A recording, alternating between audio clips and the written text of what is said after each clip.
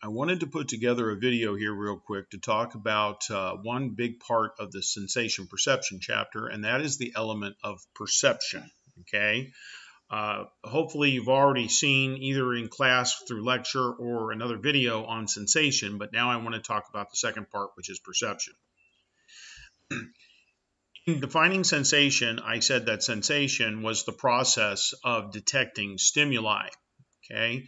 Sensation was the process of picking up on sights and sounds and smells and tastes and touch and stuff like that. Perception is sort of along the same lines. Perception is a process as well. Perception is the process of putting together that which we have sensed. Okay, organizing that which we have sensed. And one of the things you need to keep in mind is this: when it comes to perception, we rarely get all the information we need. We usually just get bits and pieces, and we mentally have to put together the rest.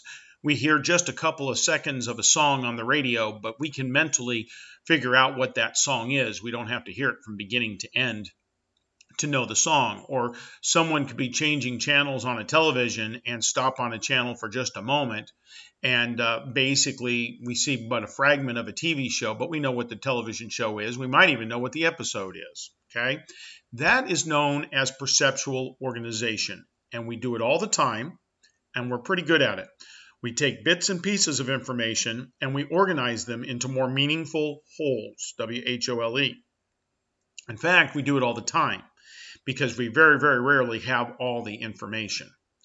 So let's go ahead and talk about some examples of perceptual organization in practice.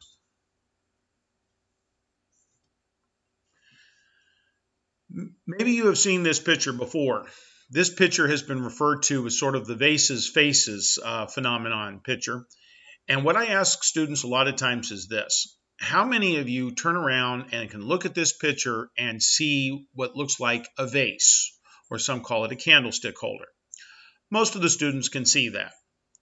And then I'll turn around and say, how many of you can see a silhouette of two faces looking at each other? And I get an awful lot of hands raising for that.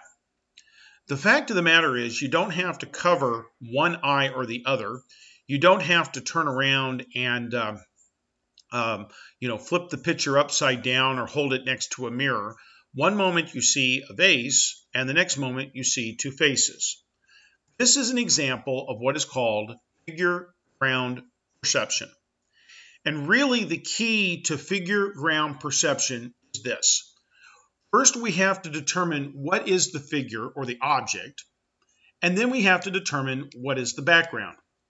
When you're looking for a vase or a candlestick holder, depending upon how you want to look at it, what color is the vase? And most people will say white, and the background is black. When you turn around and look for faces, what color are the faces? Black, and the background is white. Folks, we do this all the time. We do this hundreds and thousands of times a day, I swear, we really do. We have to look at things in our environment and determine what are the objects and what are the backgrounds, okay? This is something we do a lot. Now, we can use this in some different ways. Here's an example I stole from the internet, where basically people are asked, can you spot the two men?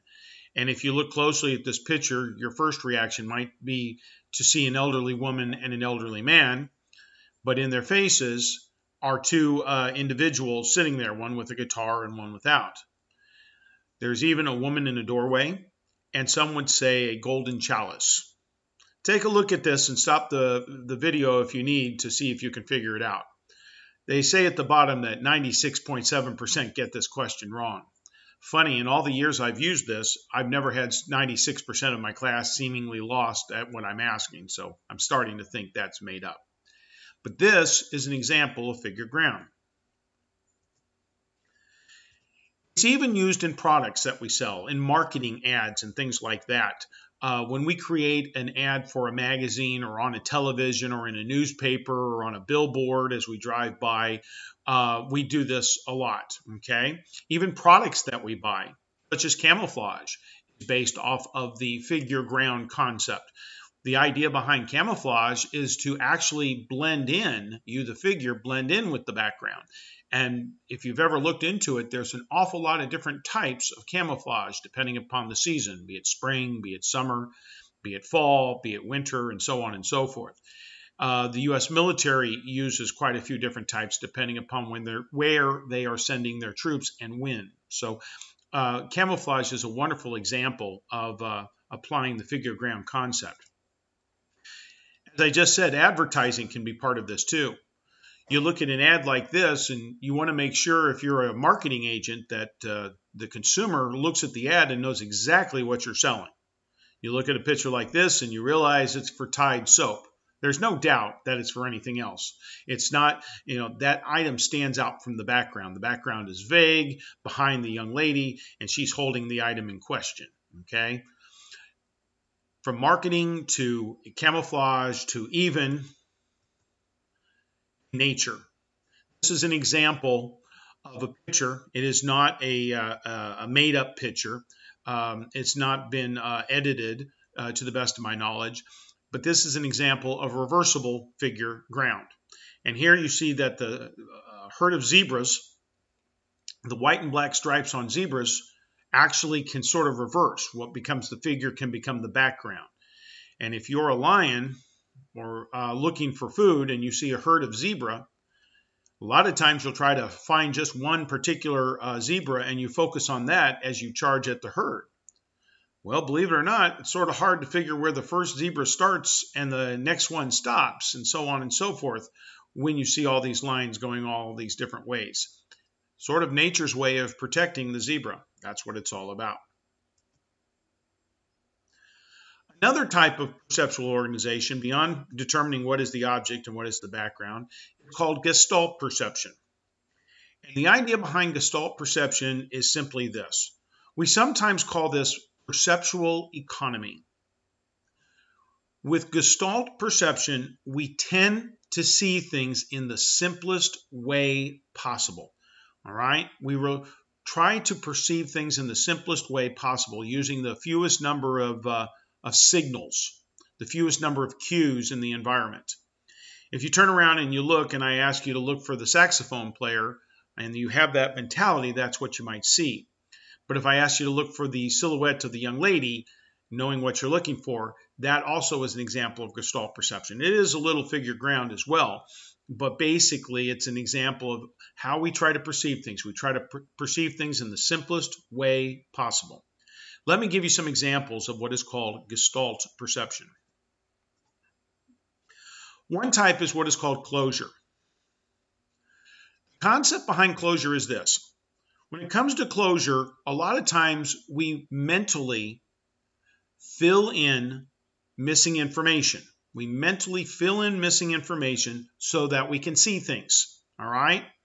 So that we can see things and see them quickly. Here, we see things as a whole. A lot of people in the class I've asked, how many of you see two triangles? And I get hands going up. In reality, there are absolutely no triangles on the page, none whatsoever.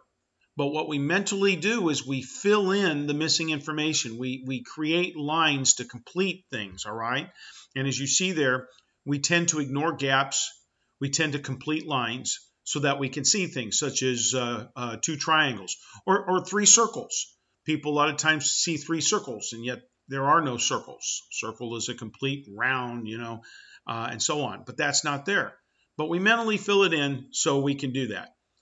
A lot of deductive reasoning is based off of closure. We pick up on bits of information and we mentally fill in the missing information to create something and understand what we're seeing. Then there's proximity.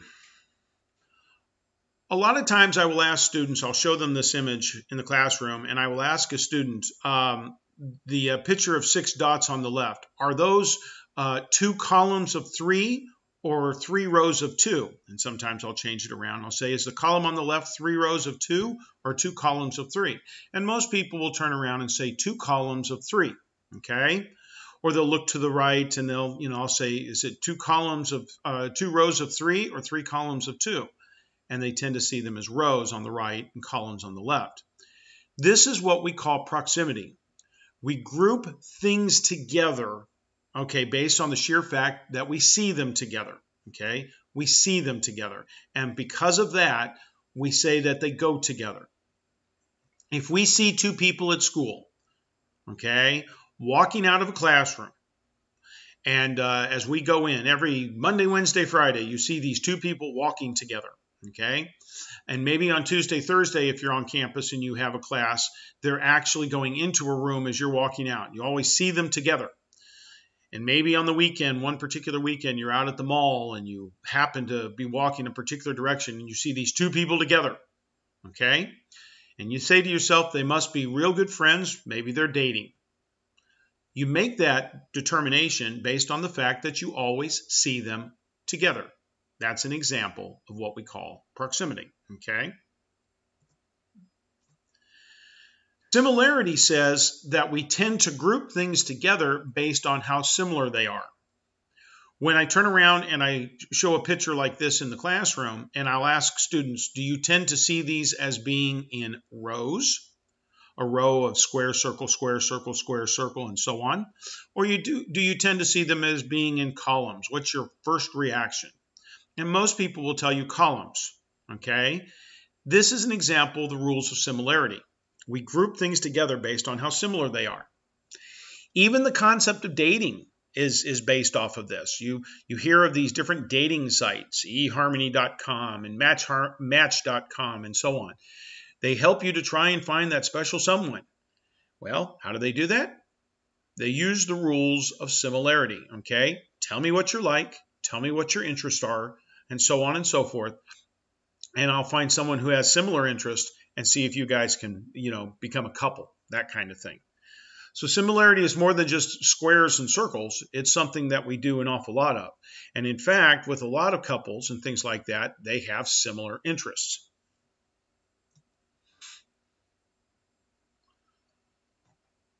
All right. That's enough for this particular video. I will turn around and continue to talk about a little bit more about this stuff, but I just wanted to get started on explaining what perceptual organization is all about. Thanks a bunch.